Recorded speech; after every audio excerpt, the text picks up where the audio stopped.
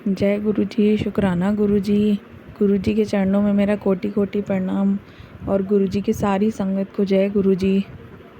संगत जी, आज का सत्संग हमें एक संगत ने लिख कर भेजा है। उन्होंने अपना नाम बताया नहीं है, गुप्त रखने के लिए कहा है, इसलिए उन्होंने जैसे लिखा है मैं आपको वैसे ही सुनाऊंगी।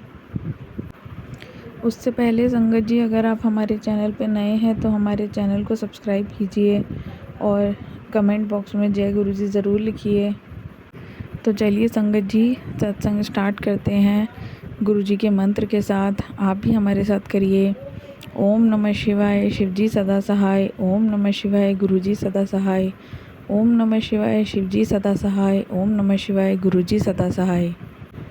संगत जी, वो लिखते हैं कि मैं गुरुजी से कभी लाइव तो नहीं मिला, लेकिन उन्होंने मुझे अपनी शरण में लिया और मुझे आशीर्वाद दिया।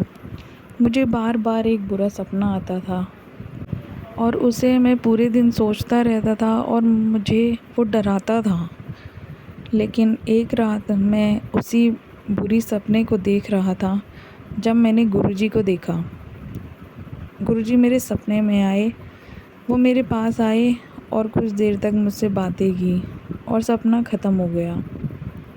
जब मैं उठा तो मैं बहुत उलझन में था, लेकिन वो आखिरी बार था जब मैंने वो बुरा सपना देखा था।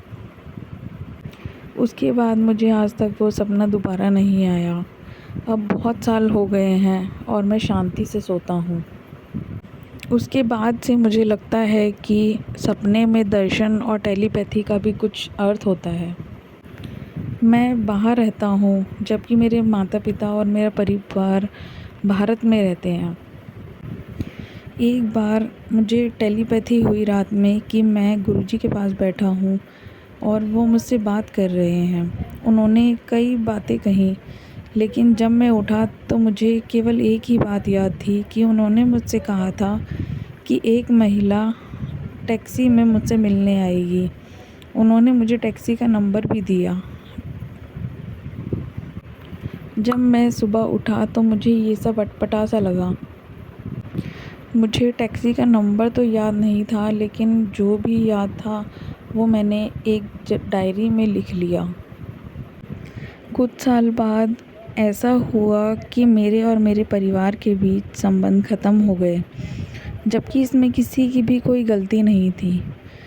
इससे मेरा दिल टूट गया।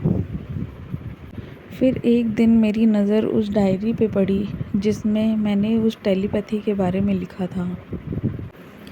मैं इसके बारे में भूल गया था, लेकिन अचानक मुझे एहसास हुआ कि इसका क्या मतलब है। मेरी माँ मुझसे मिलने के लिए बेचैन हो रही थी और उनके पास मेरा पता भी था, लेकिन तब मैं किसी से मिलना नहीं चाहता था। अब मैंने इसे एक संकेत के रूप में लिया कि वह आने वाली हैं। निश्चित रूप से वो एयरपोर्ट से टैक्सी में आई और कुछ हफ्ते बाद मेरे दरवाज़े पर खड़ी थी। जब वे आई तो मैं बहुत ही टेंशन में था और साथ ही खुद पर भी गुस्सा था कि मैंने उन्हें और मेरे परिवार को कितना दर्द दिया है। लेकिन मुझे गुरुजी का सपना याद आया और मुझे लगा कि ये सब पहले से तय था, सब उनकी इच्छा थी। इससे मेरा मन थोड़ा शांत हुआ। कुछ दिनों बाद मुझे एक और सपना आया जिसमें मैं भारत में अपने परिवार के साथ रह रहा था। सभी जो भी प्रॉब्लम्स थी, जो भी लड़ाई झगड़े थे, वो सब ख़त्म हो गए थे और अतीत की बात हो गई थी। मुझे यकीन है कि वह दिन भी आएगा और मैं उसका बेसब्री से इंतज़ार कर रहा हूँ।